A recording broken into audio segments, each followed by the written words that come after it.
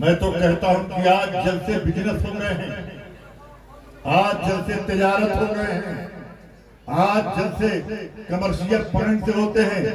نہ خطیب کو اس کی پرواہ کہ قوم کیا چاہتی ہے، قوم کے سامنے کون سے مسائل پر گفتگو ہو، نہ ناتھا یہ چاہتا ہے، بلکہ خطیب یہ چاہتا ہے کہ میں کامیاب ہوا کہ نہیں ہوا، ناتھا یہ چاہتا ہے کہ میں کامیاب ہوا کہ نہیں ہوا۔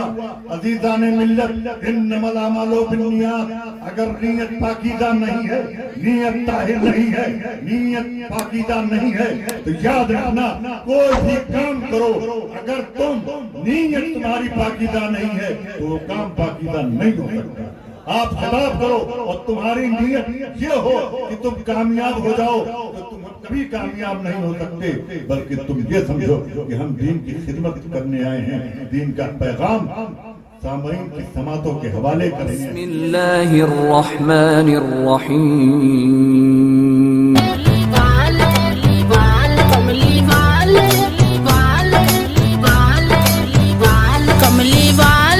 الحمدللہ رب العالمین والعاقبۃ للمتقین والصلاة والسلام علی سلطان السلاطین سید الانبیاء والمرسلین محمد المختار وعلی آلہ الاطہار وصحبہ الاخیار، اما بعد۔ اعوذ باللہ من الشیطان الرجیم، بسم اللہ الرحمن الرحیم۔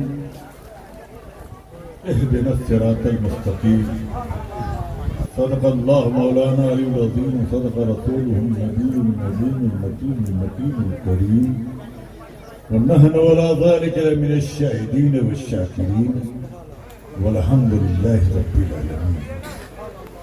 حضرات، ایک مرتبہ جھوم کر درود شریف پڑھ لیجیے، اللہم صلی اللہم صلی علی سیدنا سیدنا نبینا حبیبنا مولانا محمد بارک وسلم صلی اللہ علیہ وسلم یا رسول اللہ یا حبیب صلی اللہ تعالی علیہ وسلم۔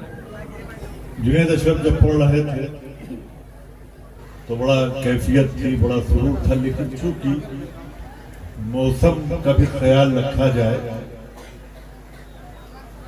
اور آج یہی تو آزمائش کا موقع ہوتا ہے، یہی تو امتحان کا موقع ہوتا ہے، اور یہی مومن کی شان ہوتی ہے کہ ہم رخ کو موڑ دیتے ہیں، ہم اس طرف نہیں بہتے جدھر دنیا بہاتی ہے، ہم اس طرف بہتے ہیں جدھر شریعت بہاتی ہے۔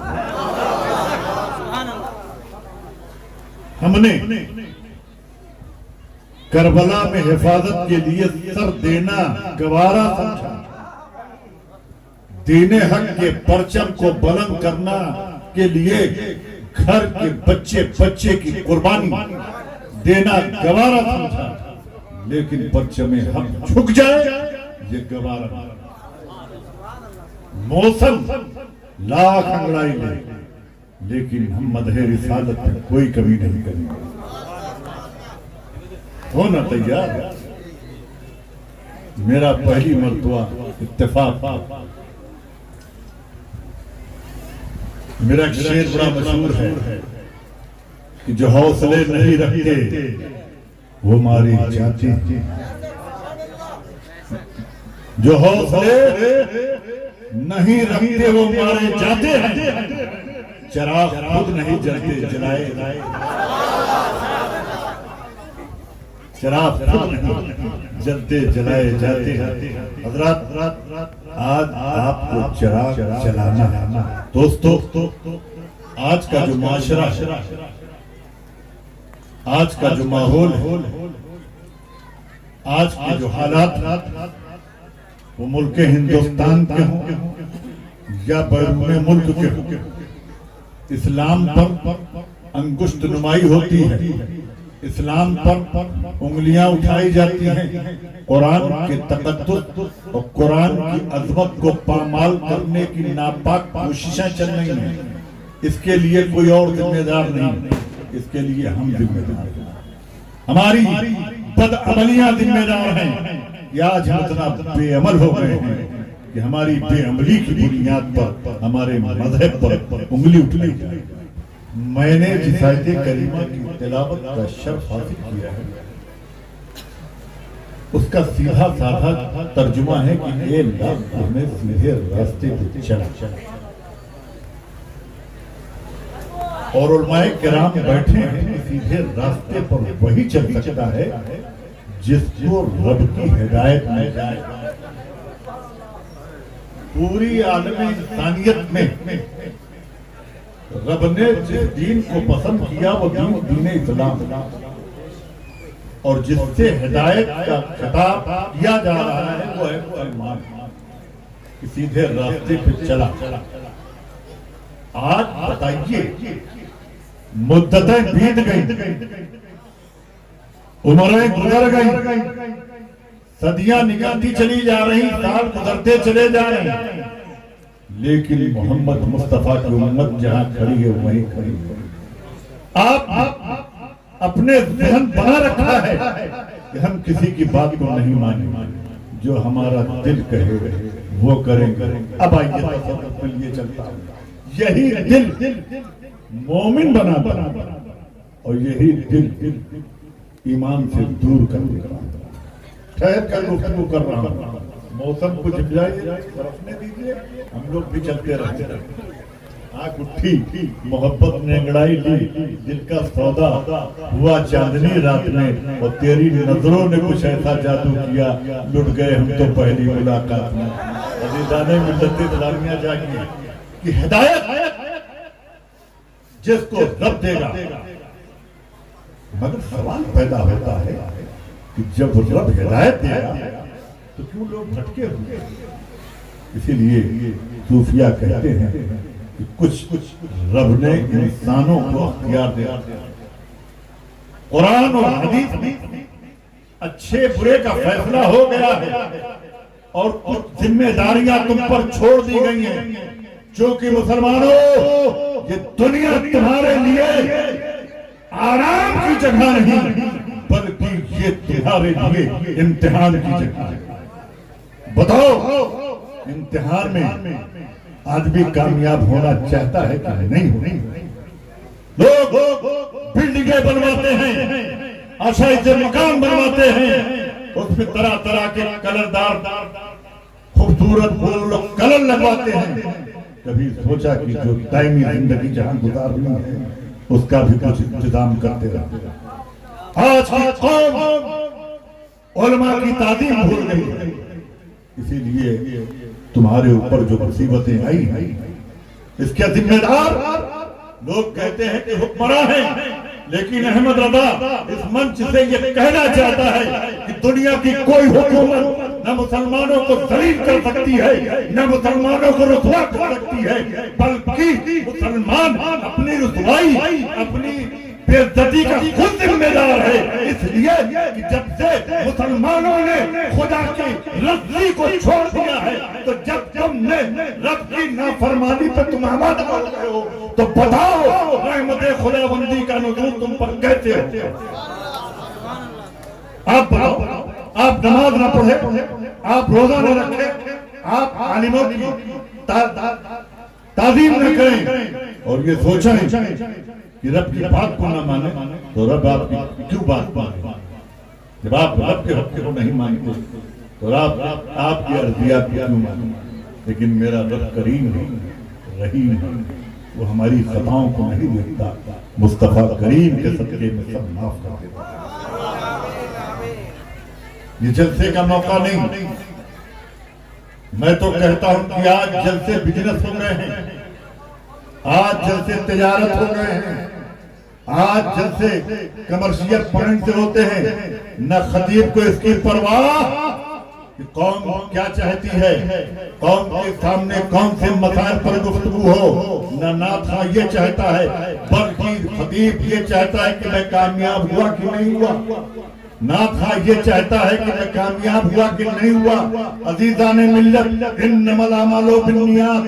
اگر نیت پاکیزہ نہیں ہے, نیت طاہر نہیں ہے, نیت پاکیزہ نہیں ہے تو یاد رکھنا کوئی بھی کام کرو اگر نیت تمہاری پاکیزہ نہیں ہے تو وہ کام پاکیزہ نہیں ہو سکتا. آپ خطاب کرو اور تمہاری نیت یہ ہو کہ تم کامیاب ہو جاؤ تو تم کبھی کامیاب نہیں ہو سکتے, بلکہ تم یہ سمجھو کہ ہم دین کی خدمت کرنے آئے ہیں, دین کا پیغام سامعین کی سماعتوں کے حوالے کریں گے. یہ نیت ہونی چاہیے. آج تو لوگ ایکٹنگ کر ادھر کی ادھر کی گویا بجیا انداز وقت گزاری کرتے ہیں اور سوچتے ہیں کہ ہم کامیاب ہو گئے. عزیزان ملت اسلامیہ, بخاری میں پہلی حدیث ہے انما الاعمال بالنیات. عمل کا دار و مدار نیت پر ہے. اگر نیت پاکیزہ نہیں ہے, اب یہی سے صوفیہ کہتے ہیں, صوفیہ جسموں کی بات نہیں کرتے ہیں, صوفیہ کہتے ہیں اپنے نفس امارہ کو, اپنے نفس کو جس نے مار دیا, ختم کر لیا, اپنے دل سے نکال کر اس کا انتقال کر دیا, وہ مومن بن گیا. اور جو مومن بن گیا وہ جس راستے سے گزرے گا وہ راستہ کامیاب, جس راستے سے گزرے گا جس کو پھونک دے گا وہ شفایاب ہو جائے گا. اب بتاؤ کہ تم اپنے نفس پر کامیاب نہیں ہو پا رہے ہو, اپنے نفس کے غلام ہو, اپنے نفس کے غلام ہو. سلطان سید اشرف جہانگیر نے ایک وقت فرمایا, کچھ لوگ آئے, فرمایا یہ میرے غلام کا غلام. لوگوں نے سوال کیا یا سید اشرف یہ آپ نے کیا کیا؟ آئے عزیزان ملت اسلامیہ, سلطان کا جواب تو سنو. سلطان نے کہا کہ نفس میرا غلام ہے اور یہ نفس کے غلام ہے, تو یہ میرے غلام کے غلام, نفس میرا غلام اور یہ میرے غلام کے غلام, یعنی نفس میرا غلام.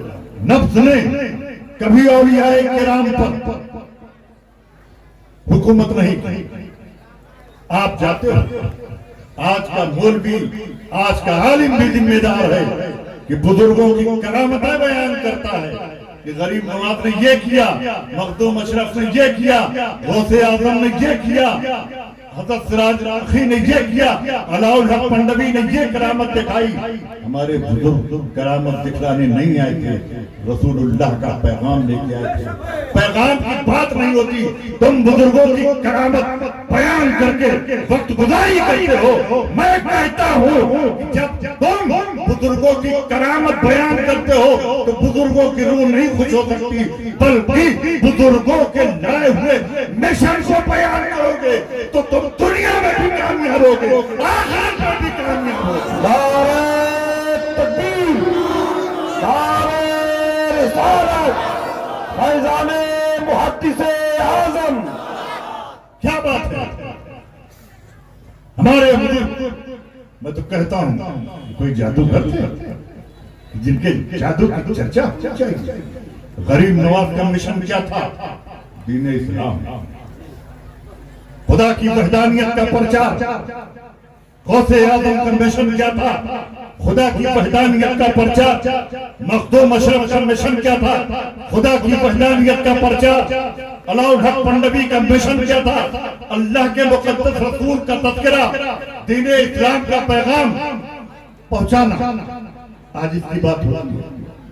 آج تو میں دیکھتا ہوں کہ جلسوں میں پوسٹر میں لکھا ہوتا ہے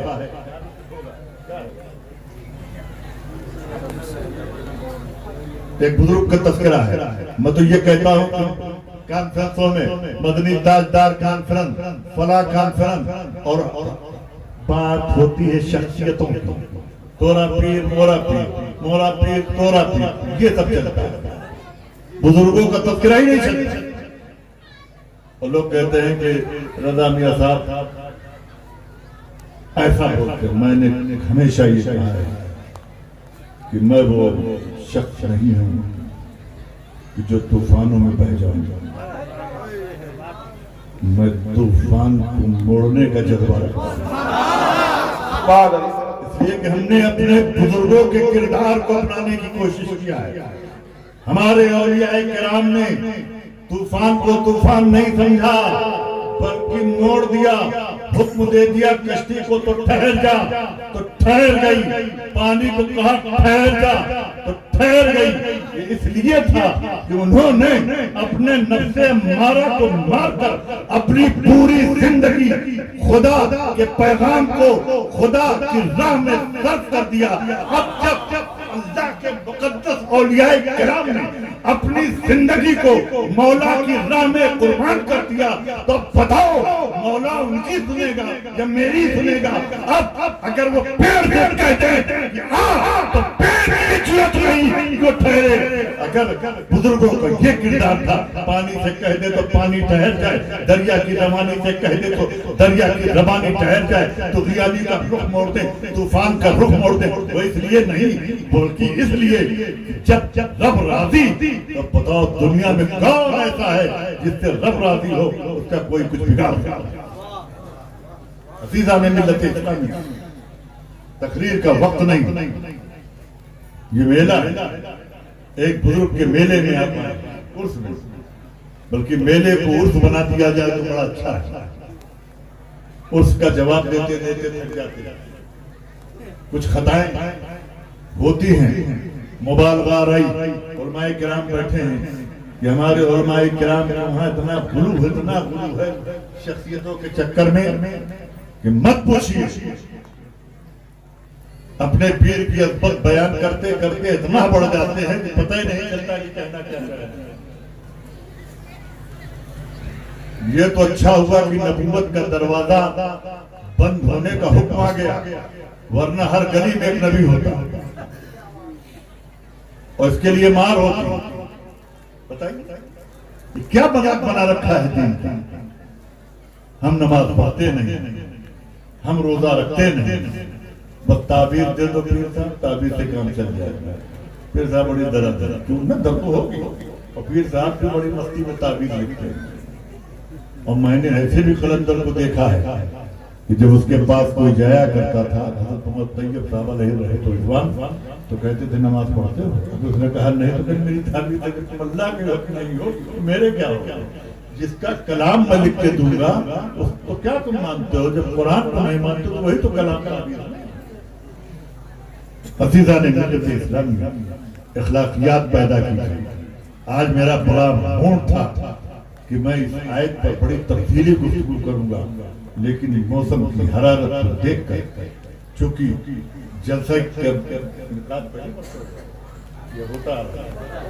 ہوتا آ رہا ہے، موسم کی انگڑائی کو دیکھ کر خطیب اعظم کو سننا ہے۔ عزیزان ملت اسلامیہ، تو آج جس بزرگ کے عرس میں حاضر آئے ہیں، ان کا بھی مشن دین کے پیغام کو عام کرنا تھا۔ اب دیکھیے کتنے لوگ چائے کی دکانوں پر، اب بتاؤ میرے ساتھ عزیز، ان سے وہ اولیاء کرام کی روح، اس ولی کی روح خوش ہوگی؟ اگر یہ پابند شریعت ہو تو مقدس ولی کی روح خوش ہو جائے۔ ہم اور یہ ذمہ داری صرف عوام کی نہیں بلکہ علماء کی بھی ہے۔ اسٹیج پر آئیں تو کرامتوں کا تذکرہ نہیں، جو غریب نواز مشن لے گئے ہیں اس مشن کی بات ہونی چاہیے، جو غوث اعظم مشن لے گئے ہیں اس مشن کی بات ہونی چاہیے۔ مشن چھوڑ گیا، بتائیے میلہ رات پر لگے گا، سامنے کی بات ہے۔ اور ایسا سچ دھج کے لوگ آئے ہیں، لگتا ہے کہ پورے باجد پور پہ تو نہیں مسلمان، نہیں سبھی ہوں گے ماشاءاللہ، سچ دھج کے آئے ہیں، صبح فجر غائب، اور اس وقت اگر کسی سے کچھ کہہ دیجیے تو ولی کے نام پر جان لینے کو تیار، فجر غائب، تان کے سوئے گا رات بھر جاگے گا تو ظہر بھی غائب، فرض کو ترک کر دیا، ایک مستحب کام کے لیے جان دیا، یعنی مستحب کو اعلیٰ ترین بنایا جا رہا ہے، حکم ربی کو ترک کیا جا رہا ہے۔ یہ بات ایسی چیزیں کرنے سے فائدہ کیا؟ عزیزان ملت اسلام، ہمیں اپنے دلوں کو پاک کرنا چاہیے، ہمیں اپنے دلوں کو صاف کرنا چاہیے، ہمیں اپنے دلوں کو پاک اور منور کرنا چاہیے. یہ سچی خراج عقیدت ہے. آپ اپنے کامل عقیدت اور نذرانہ پیش کرنا چاہتے ہیں تو سب سے پیارا نذرانہ، سب سے اچھا نذرانہ ہے اپنے پیر کامل کو اگر نذر پیش کرنا چاہتے ہیں تو تم متقی ہو جاؤ، نماز کے پابند ہو جاؤ، شریعت کے پابند ہو جاؤ، روزے کے پابند ہو جاؤ، اخلاقیات کے بلند پائپ کے اخلاق پیدا کر لو تو تمہیں دیکھ کر دنیا یہ کہے گی جب مرید کا یہ حال ہے تو اس کے پیر کا حال کیا ہوگا، اس سے بہترین نذرانہ کیا ہوگا. لیکن عزیزان ملت اسلامیہ، ہم اپنی محرومی قسمت پر ماتم کرتے رہے. ہم کربلا کا واقعہ سنتے ہیں کہ تحفظ مسلمان کے لیے، تحفظ سجدہ کے لیے، تحفظ اسلام کے لیے، تحفظ نماز کے لیے حسین نے اپنے ایک ایک معصوم بچوں کو قربان کرنا گوارا سمجھا. کس کے لیے؟ جائیداد کے لیے، خلافت کے لیے، بادشاہیت کے لیے، سلطنت کے لیے، کس کے؟ اسلام کی بقا کے لیے. اور حسین کے محرم میں آپ ڈھول بجاتے ہیں، تازیہ اٹھاتے ہیں، سارے کام کرتے ہیں، لیکن جس کو حسین نے بچایا، جس کے لیے گردن کٹائی، جس کے لیے بچوں کو قربان کیا، 6 مہینے کے لیے عسکر کو قربانی ہوئی، جہاں عورتیں جو پاکیزہ اور طاہر عورتیں انہیں بے پردہ ہونا پڑا. عزیزان ملت اسلامیہ، وہ تھی نماز، وہ تھی اسلام کی بقا. وہاں آپ بتائیے وہ کام آپ ترک کر رہے ہیں، تازیہ اٹھا کے یا حسین کا نعرہ لگا کر آپ امام علیہ مقام کو خراج عقیدت پیش کر رہے ہیں. یہ پیش کرنے کا طریقہ ہے، بلکہ پیش کرنے کا صحیح طریقہ یہ ہے کہ جس کی بقا کے لیے، جس کے حفاظت کے لیے حسین نے گھر کا گھر قربان کر دیا، اگر ہم بھی اس کے پابند ہو جائیں تو کیا معاملہ ہو جائے گا. سچے حسینی کہنا ہوگا. آج ایسا ماحول ہے کہ لوگ صرف واقعہ قصے کہانی سناتے ہیں اور اس کے بعد گھڑی دیکھیں گے کہ میں نے 1.5 گھنٹہ بولا. کیا بولا یہ کوئی مطلب نہیں. یہاں قصے کہانی کی بات نہیں ہو رہی، قصے کہانی کی بات نہیں ہو رہی.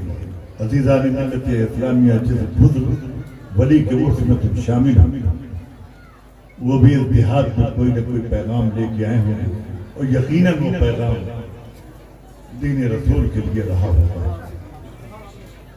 آپ اگر انہیں خراج عقیدت پیش کرنا چاہتے ہو تو مومنوں، مسلمانوں، کل سے مسجد کا دروازہ دیکھ لو. صرف چادر چڑھا کے کام مت چلاؤ، صرف چادر چڑھانے سے کچھ نہیں ہوگا. اب تو پیر بھی ایسے نکلے ہیں کہ مرید اور پیر ایک ہی گاڑی میں بکرا لے کے جاتے ہیں اور حلال کرتے ہیں، فاتحہ کرتے ہیں. ظہر غائب، اثر غائب، فجر غائب، سب غائب، اور فاتحہ چلتا رہتا ہے. تو بتاؤ ایسا پیر بھی گمراہ ہے اور ایسا مرید بھی گمراہ ہے. آج یہ بات میں کڑوی کرتا ہوں. مجھے لوگ کہتے ہیں کہ رضا میاں کے خطاب میں یہ ہوتا ہے اٹیک میں نہیں کریں گے. میں سچ بات کہتا ہوں، الحق و مرون، اگر حق کڑوا تو لگے.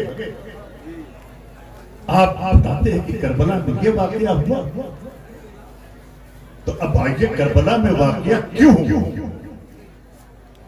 بھول جاتے ہو؟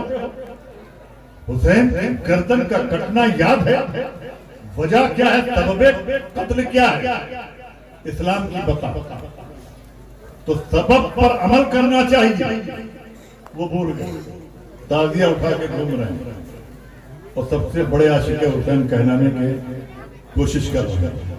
اس سے کام چلا جا.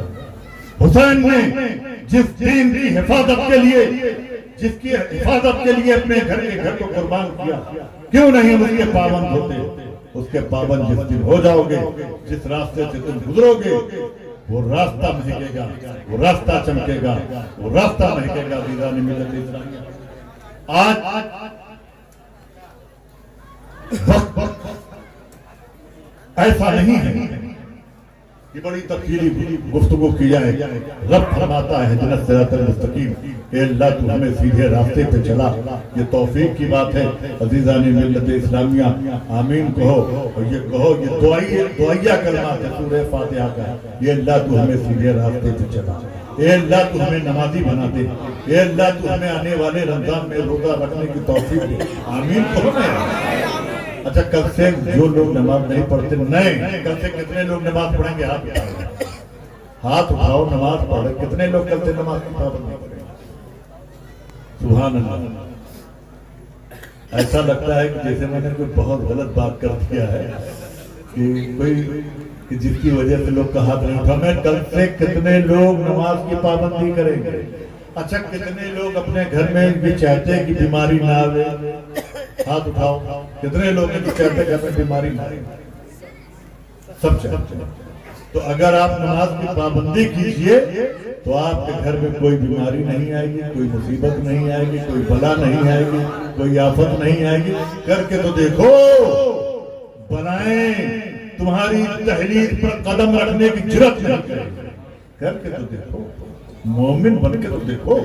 جس کو تم پھونک دو گے تو ایک دفعہ بیمار جو لٹکا ہوا ہے، جس کی روح اٹکی ہوئی، اگر اس کو پھونک دو گے تو وہ زندہ ہو کے کھڑا ہو جائے گا. بنو تو صرف بزرگوں کی کرامتیں مت سنو، بلکہ بزرگوں کے نقش قدم پر چلو. اگر تم سچی خراج عقیدت پیش کرنا چاہتے ہو. مسلسل خطاب کرتے ہوئے وقت بہت تنگ ہے، اور آج کا موسم ایسا ہے کہ میں اپنے رنگ میں آنا نہیں چاہ رہا ہوں. موسم کو دیکھ کر حضرت اور میں یہ امید کرتا ہوں کہ عزیزان ملت اسلامیہ انشاءاللہ اپنی رمضان میں سب روزہ رکھیں گے، اور آنے والے سال میں اگر آنے کا موقع ملا تو میں رہوں گا، اور میرا اپنا انداز رہے گا اور آپ سے گفتگو رہے گی.